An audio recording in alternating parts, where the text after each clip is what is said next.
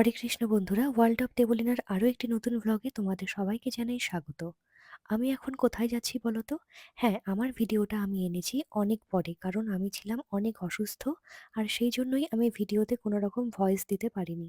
তো সেই জন্যই অনেক পরে ভিডিওটা আনছি। তো তোমরা দেখো, আমি এখন যাচ্ছি বিকইর।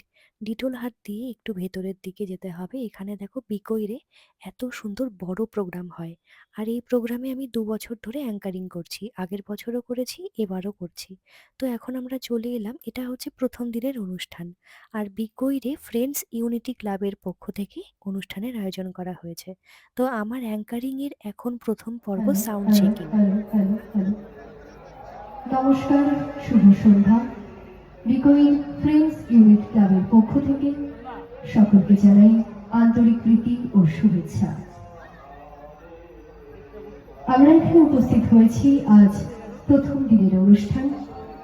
আর কিছুক্ষণের মধ্যেই শুরু হতে চলেছে সন্ধ্যা ঠিক ৭টায় রবীন্দ্র নৃত্য কলা কেন্দ্রের দ্বারা নৃত্যানুষ্ঠান। এছাড়াও রাত্রি ৮টায় রয়েছে সারেগামাপা খ্যাত শম্পা বিশ্বাস। সারেগামাপা আমরা জি বাংলাতে দেখেছি সারেগামাপা। সেই সারেগামাপা থেকে এসেছেন শম্পা বিশ্বাস, বিশিষ্ট সঙ্গীত শিল্পী। আমরা বিভিন্ন জায়গায় বিভিন্ন টিভি চ্যানেলে দেখে এসেছি শম্পা বিশ্বাস। তিনি আর কিছুক্ষণের মধ্যেই আমাদের অনুষ্ঠানে উপস্থিত হবেন সুন্দর সুন্দর সঙ্গীত নিয়ে।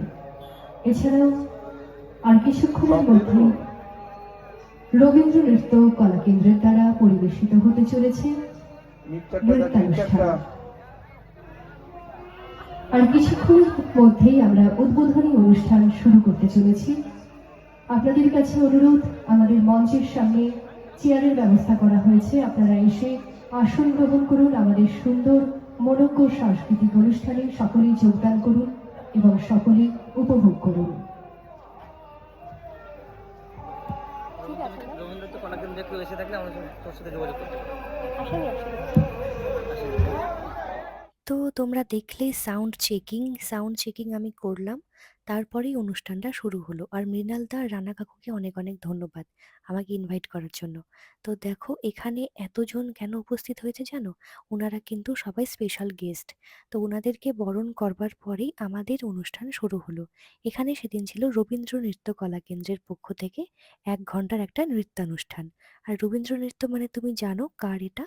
এটা হচ্ছে সুচিত্রাদি। সুচিত্রাদির প্রোগ্রাম আমি এর আগেও করেছি আমাদের বুনিয়াদপুরেই। রবীন্দ্র নৃত্য কলা কেন্দ্র, তার স্কুলটার নাম, তাদেরই একটা অনুষ্ঠান ছিল এখানে ১ ঘন্টার। তো দেখো ১ম দিকে কিন্তু সেরকম কোনো লোকই ছিল না, একদমই অল্প। তারপরে অনুষ্ঠান যেই শুরু হলো, সাথে সাথে এত লোক চলে এলো। আর লোক না হলে না অনুষ্ঠান করার সেরকমভাবে মজা লাগে না, তাই না বলো? আর দেখো এত টাকা পয়সা খরচ করে একটা অনুষ্ঠান করা হয়, সেখানে দর্শক না হলে সত্যিই মনটা অনেক খারাপ লাগে। তো দেখো আমি সেদিন একটা বেগুনি কালার বলতে পারো, না হলে গোলাপি বা বেগুনি এরকম একটা কালারের শাড়ি পরে গেছিলাম। আর এই যে সুচিত্রাদি এখানে আছে। তো এটা হচ্ছে তাদের ১ ঘন্টার অনুষ্ঠান ছিল। আর তারপরেই সেদিন ছিল সারেগামাপা থেকে এসেছে শম্পা বিশ্বাস। তোমরা চেনো শম্পা বিশ্বাসকে? এটা মোটামুটি ১৯-২০ যে ব্যাচটা ছিল না, মানে ২০১৯-২০২০ যে ব্যাচটা, সেই সময়কার যে মানে সারেগামাপা হচ্ছিল তখনকার একজন পার্টিসিপেন্ট ছিল। তার নাম শম্পা বিশ্বাস, বাউল গানের জন্য। শম্পা বিশ্বাস এর আগেও আমাদের পীরতলাতে এসেছে, আমি শুনেছি তার গান। তো এখন দেখো শম্পা বিশ্বাস ওঠার আগে তাদের যে ব্যান্ড রয়েছে, তাদের যে সিস্টেমগুলো এখন ও সব চলছে, মোটামুটিভাবে কাজ চলছে।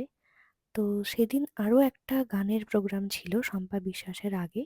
আরও একটা গানের প্রোগ্রাম ছিল, ওটা হচ্ছে আমাদের এখানকারই একটা বাউল সঙ্গীতের পক্ষ থেকে ছিল। তো যাই হোক, উত্তরের মাটি। উত্তরের মাটির পরে এই দেখো শম্পা বিশ্বাসকে। এত সুন্দর লাগছিল না দেখতে, আর গলা তো দারুণ গলা, ভীষণ সুন্দর গলা। তোমরা একটু দেখে নেবে শম্পা বিশ্বাসের গান। আমার তো খুবই ভালো লেগেছিল। আমি সত্যি খুব সৌভাগ্যবতী যে আমি এরকম একটা প্রোগ্রামে অ্যাঙ্কারিংয়ে এসেছি। আর সামনে থেকে এত কাছ থেকে সেলিব্রিটিদেরকে দেখলে না খুবই ভালো লাগে। তো যাই হোক, আর শাড়িটা তো দারুণই ছিল।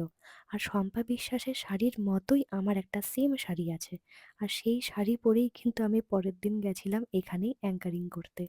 আর দেখো এত সুন্দর লাগছিল না দেখতে, আর গানের গলাও ভীষণ সুন্দর। আমি এটা দিতে পারিনি গানটা, কারণ তোমরা জানোই যে আমি কেন গানটা দিতে পারিনি বা এখানকার কোনো কিছুই আমি দিতে পারিনি। তোমরা জানোই, কারণ এত কিছু পরিশ্রম আমার সব বিফলে যাবে, সেই জন্যই। তো তোমরা সবাই আমার সাথে থেকো। আর দেখো সেদিন কিন্তু অনেক মজা হয়েছিল, প্রথম দিনের অনুষ্ঠান এটা।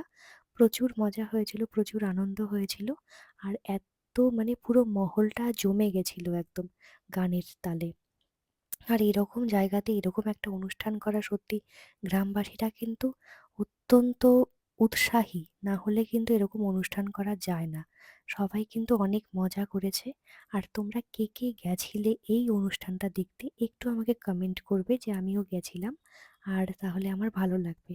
আর আমার অ্যাঙ্কারিং তোমাদের কেমন লাগে একটু আমাকে বলবে, তাহলে আমারও ভালো লাগে।